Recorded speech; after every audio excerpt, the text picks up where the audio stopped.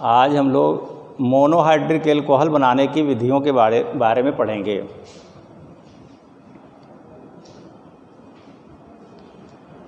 Monohydric alcohol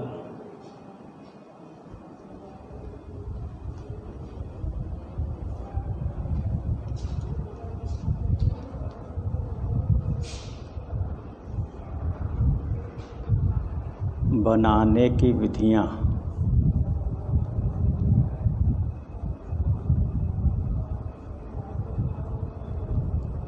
monohydric alcohol कल बताया गया था कि मोनोहाइड्रिक एल्कोहल वे एल्कोहल होते हैं जिसमें केवल एक हाइड्रोक्सिल समूह होता है, एक OH समूह होता है।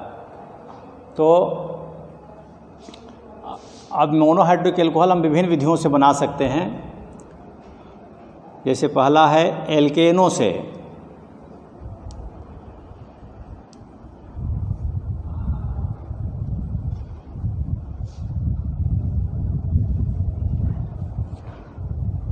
अब एल्केनों से बनाने के लिए पहले हमको एल्केन को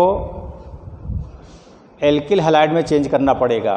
तो कह सकते हैं ऐसा लिख सकते हैं, एल्केनों के हाइलोजन व्युत्पन्न से, ऐसा लिख दीजिए, एल्केनों के हाइलोजन व्युत्पन्न, जिसको हम क्या बोलते हैं, हाइलो एल्केन, हाइलो एल्केनों से। अब देखिए किसी भी हाइलो एल्केन को अगर ले लिया जाए, जैसे CH3Cl है, C2H5Br है, न क्लोरोमेथेन ब्रोमोएथेन। अब इसकी अब क्रिया अगर हम जलीय NaOH या KOH से कराते हैं, जलीय NaOH या KOH, यहाँ पर जलीय के लिए हम AQ लिख देते हैं, जिसको कहते हैं एक्वस। तो जब जलीय NaOH या KOH से क्रिया करा जाता है तो यहाँ पर ये जो Cl ग्रुप है वहाँ से हट करके यहाँ पर OH समूह आ जाता है और बन जाता है आपका एल्कोहल CH3OH प्लस NaCl।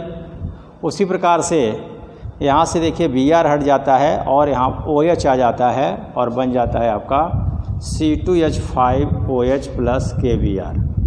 मतलब हाइलो एल्केनों की क्रिया अगर हम जलीय NaOH या KOH से कराते हैं तो हमको एल्कोहल मिल जाएगा। दूसरा है एल्कीनों से।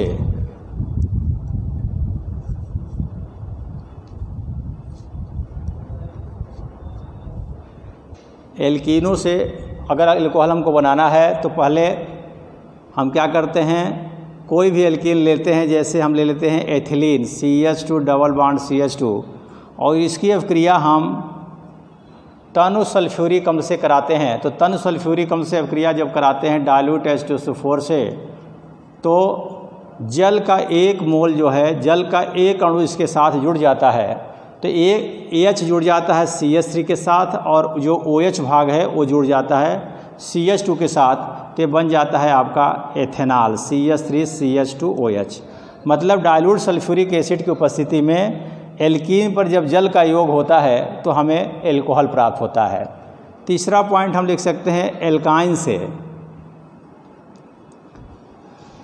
एल्काइन जानते हैं कि कार्बन कार्बन के बीच में ट्रिपल बॉन्ड जब होता है तो उसको एल्काइन कहते हैं। अब देखिए अगर कोई एल्काइन, जैसे हम लेते हैं एथाइन, एथाइन को अगर हम मर्क्यूरिक सल्फेट और सल्फ्यूरिक अम्ल के विलयन में प्रवाहित करते हैं तो जल का एक अणु इसके साथ जुड़ जाता है। अब देखिए जल का एक अणु जुड़ जाएगा, H2 को अगर यहाँ जोड़ दें CH3 और O को यहाँ जोड़ दें तो CH हो जाएगा, तो यहाँ बन जाएगा आपका एस्टल्डिहाइड।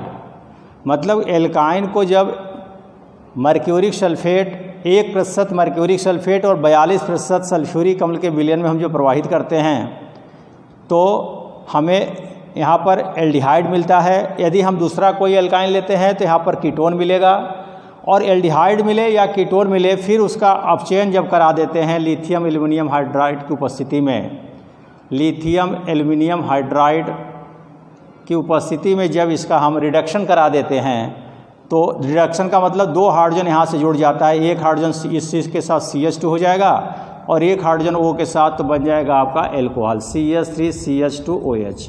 यहाँ पर आपको एथेनॉल मिल जाएगा। ये तो 3 विधियां आपको बताई गई, और भी विधियां देखिएगा जिसके द्वारा हम एल्कोहल बना सकते हैं। चौथा पॉइंट हम देखेंगे कि किसी भी, चौथे पॉइंट को देखिए, अगर कार्बोक्सिलिक एसिड या कोई कार्बोनिल कंपाउंड्स हो, कार्बोनिल कंपाउंड्स का मतलब एल्डिहाइड और कीटोन को हम संयुक्त रूप से कार्बोनिल कंपाउंड्स कहते हैं।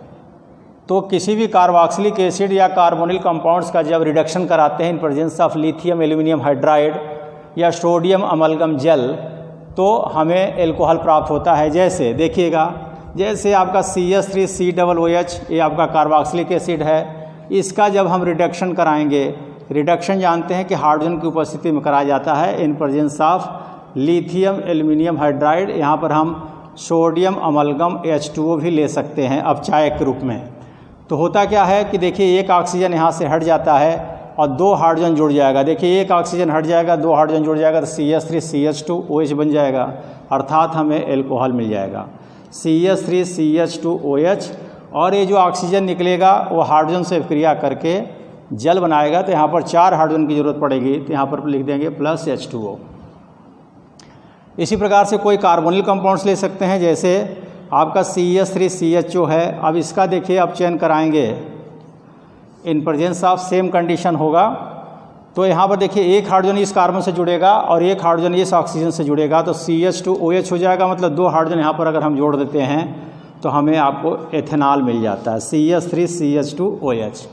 तो इस प्रकार से कार्बोक्सिलिक एसिड या कार्बोनिल कंपाउंड्स का ऑप्शन अगर हम कराते हैं तो हमें एल्कोहल प्राप्त हो जाता है।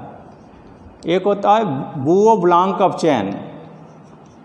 बुओ ब्लांक अपचयन के द्वारा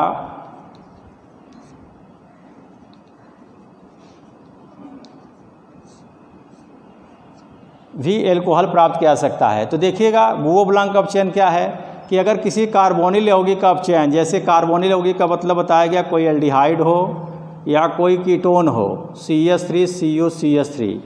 देखिए, एल्डिहाइड है, CHO ग्रुप है, एस्टल्डिहाइड इसको बोलते हैं, ये आपका एसीटोन है। इसका अपचयन जब हम सोडियम/एथिल एल्कोहल से कराते हैं, माने ये अपचाय का काम करता है, तो सोडियम एथिल एल्कोहल आपस में क्रिया करते हैं तो नवजात हाइड्रोजन बनता है, और यही नवजात हाइड्रोजन इसके साथ अब क्रिया करता है, तो एक हाइड्रोजन जुड़ जाता है CH के साथ, एक हाइड्रोजन O के साथ जुड़ जाता है, तो बन जाता है CH3CH2OH।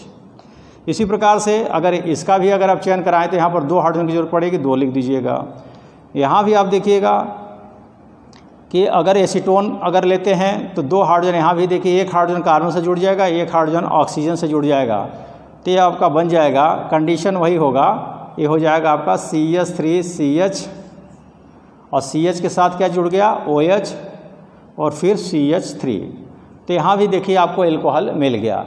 तो बुओ ब्लांक अपचयन कभी कभी पूछा जाता है कि बुओ ब्लांक अपचयन क्या है, तो आप कहेंगे किसी भी कार्बोनिल यौगिक मतलब एल्डिहाइड या कीटोन या किसी कार्बोक्सिलिक अम्ल का जो अपचयन सोडियम/एथिल एल्कोहल के साथ कराया जाता है तो हमें एल्कोहल प्राप्त होता है। इस क्रिया को हम बुओ ब्लांक अपचयन कहते हैं। तो और भी बहुत सी विधियां हैं जिसकी चर्चा हम लोग कल करेंगे। आज के लिए इतना ही, धन्यवाद।